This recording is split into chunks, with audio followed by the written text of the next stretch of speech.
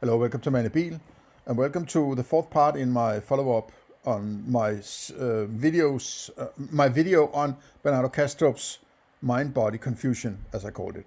And once again, Göran, you write some interesting comments, and they're interesting because they are reflecting on what I'm saying, and by your reflection, I get to further clarify what I'm thinking, while you, as a listener, also get to ask questions and maybe present a bit of contrary positions, you could say, right? And I sort of like this kind of discourse. It's inspiring me to actually think deeper and try to think even harder about whether or not there's something, if my thinking is valid or at least not invalid, right? Just because something isn't invalid doesn't mean that it's actually valid. That's also one of these fallacies of science, that if you haven't found a flaw in the theory, it must be true. That doesn't follow. That's bad thinking, right? Okay.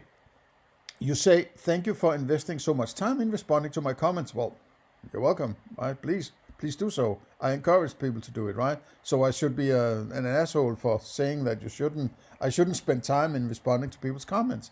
And, it's sort of a new approach that if people write some good comments, I actually make a follow-up video. That would be a good way to approach it. I could maybe not make 6 or 7, for each comment, but maybe make wait a week or so and then go through all the comments, maybe. But at this point, it's only Göran, and I'm fine with that, right? But while I'm in the thinking, it's a good idea to get it done, right? Okay. Göran says, I concur with the idea that the ground floor is solipsistic. Okay. Concur is that the same as saying you agree with me that it is? Well, okay, fine. So you are saying part of the exercise, the Cartesian doubt, or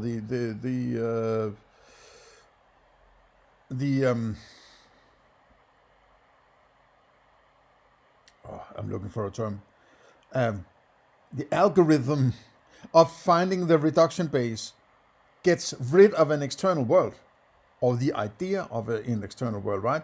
That might be something that worth considering or keeping an eye on, is that you get rid of an external world. Not exactly because it isn't an experience, right? Maybe that's worth keeping in mind, right? Keeping in mind, that is an idea. Pun not intended, right?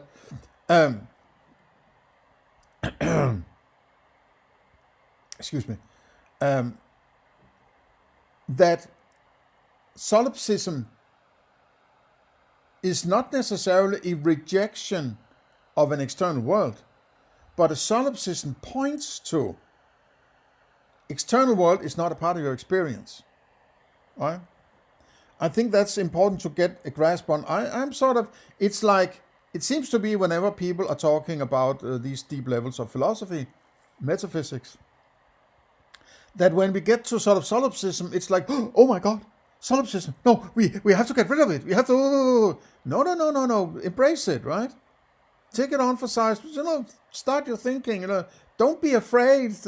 There's nothing, it's not going to haunt you, come and stab you in the back or anything like that, right? That would be the government, possibly, right? But don't be afraid to go where your thinking might lead you. Don't have preconceived idea what is allowed and what is not allowed, right? That has always been the sort of a self-imposed limitations to your thinking. Don't self censor your thinking, right? So I'm just appealing to that. Okay, you say, the subsequent step indeed presents a fork in the road. The subsequent step.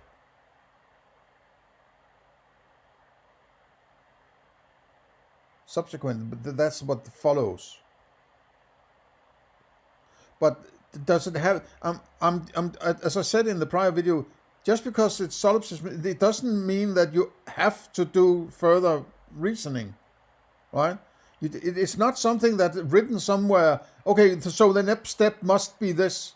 No, it's not. I mean, I'm not saying you shouldn't do it, but I'm just be careful with how you think about these things, right? It's sort of self-imposed rules of that is sort of not. Where would you find those rules other than you are self-imposing them in what feels like a obsessed manner? I don't, obsessed is not the right word, but it's something like it's habitual thinking that I should go and do this. No, then you should clarify with yourself, why do I need to go here, right? What is it? Why am I taking this step? Do I need to take this step? And if I need to, how did I get to that I need to take this step? That's also a kind of philosophy that might even be called meta-philosophy. Why the hell am I philosophizing about this? Is it necessary? And why is it necessary? Why do I need a definition of knowledge, for instance, right? Why do I need to do epistemology? Why? Because somebody wrote it in a book and somebody says this is what you have to do. I think my position is I have to do it because I want to get to a point where I can have a moral principle. And I need to get through metaphysics and epistemology, objectivity and ethics in order to have that moral principle. So my philosophy, because my goal is to get to a moral principle, I need to get through these particular steps. But, I mean, you don't have to do it, right? There's nothing you have to do. It's not imposed on you, you have to come up with this, right? But I would say that if you're going to lecture anybody on it, right? If you're going to lecture anybody on knowledge or metaphysics, you have to do the thinking and explain why you're doing it, so to say, right? So, okay, so the fork in the road, no, there's no, that sounds like a false dichotomy to me. What fork? Presents a fork in the road wherein establishing the external. Why do you need to establish an external world? As an axiom is one path, while the other involves presenting various lines of reasoning, such as, no, it's not a fork. It's not a choice. It's not a choice.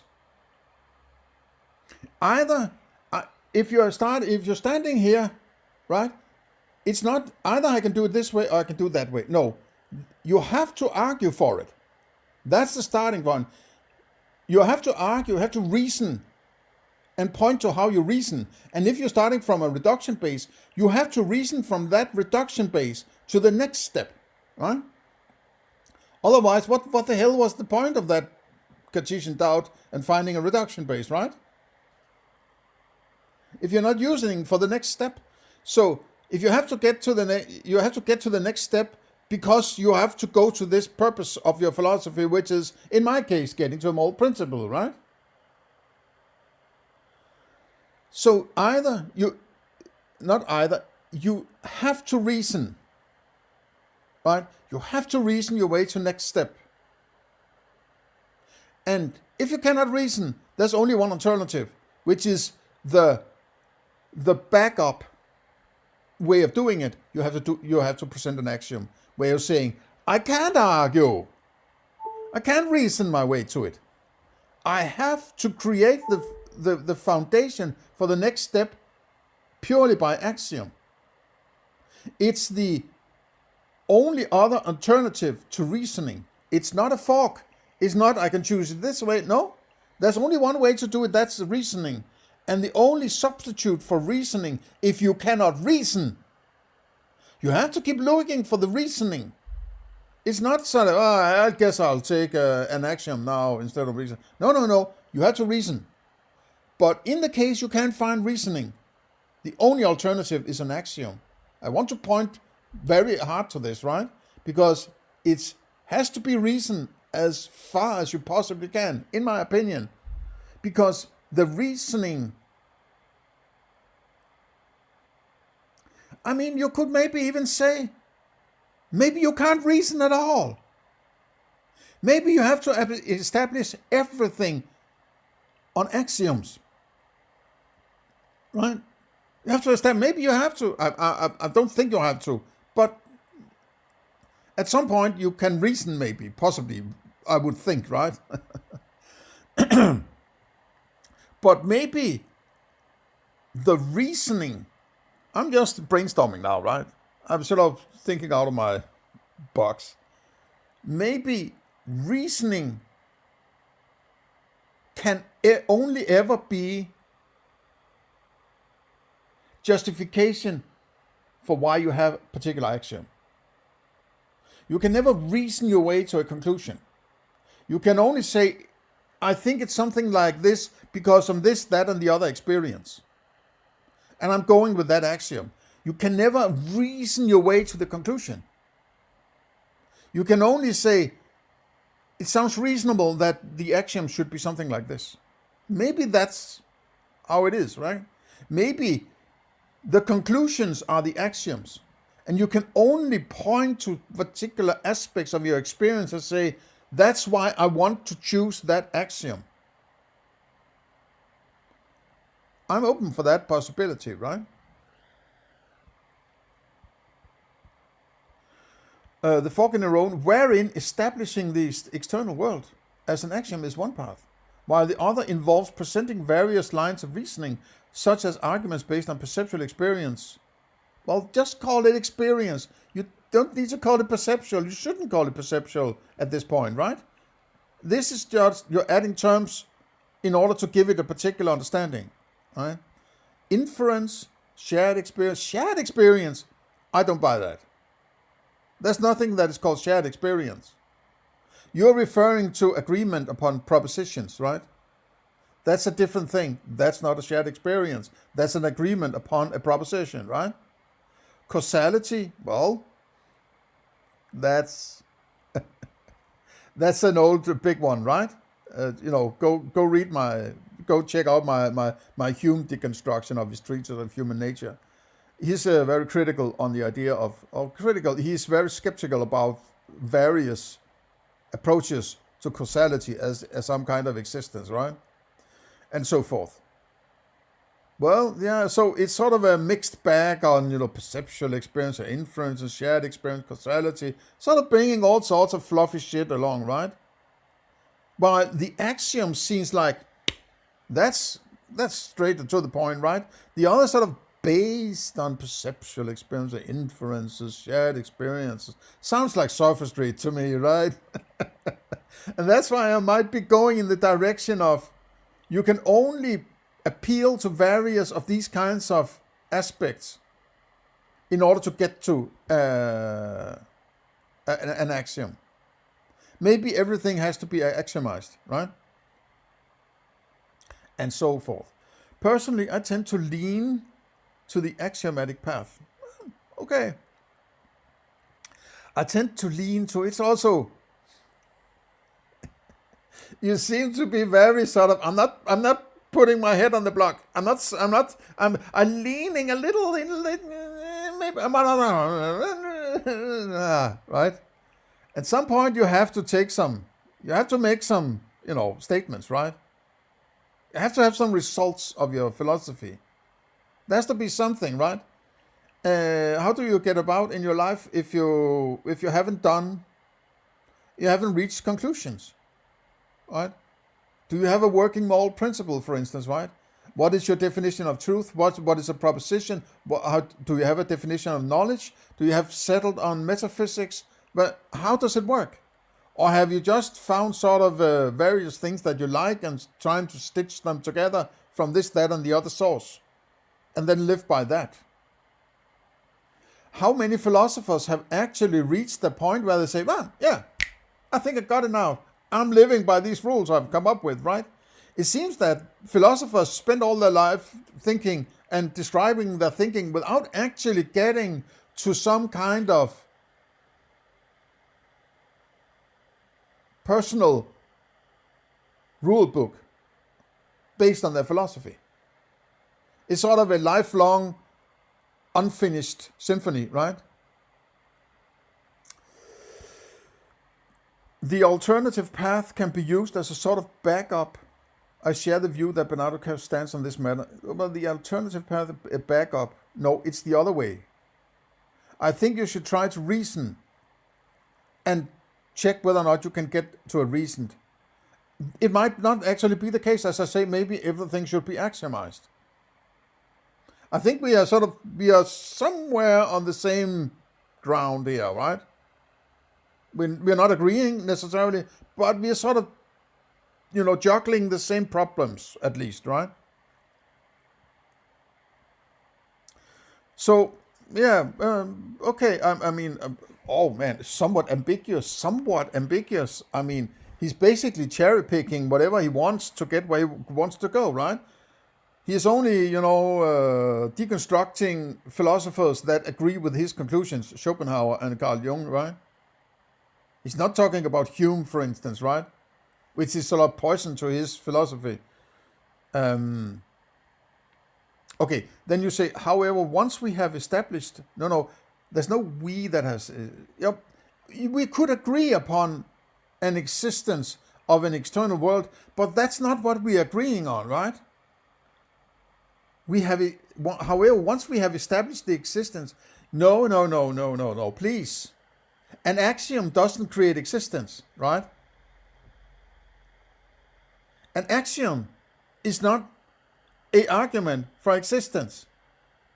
It can't be, right? An axiom is, in this case, maybe an axiom that maybe I'm screwing around with the terms a bit much. I'm sorry for that if that's the case, right? But I have to take them literally, I guess, right? But when you establish something beyond your experience, that doesn't mean you have established existence there, right? You have just said I have established something I can't get to that is beyond my experience, but I need it in order to make sense of my experience.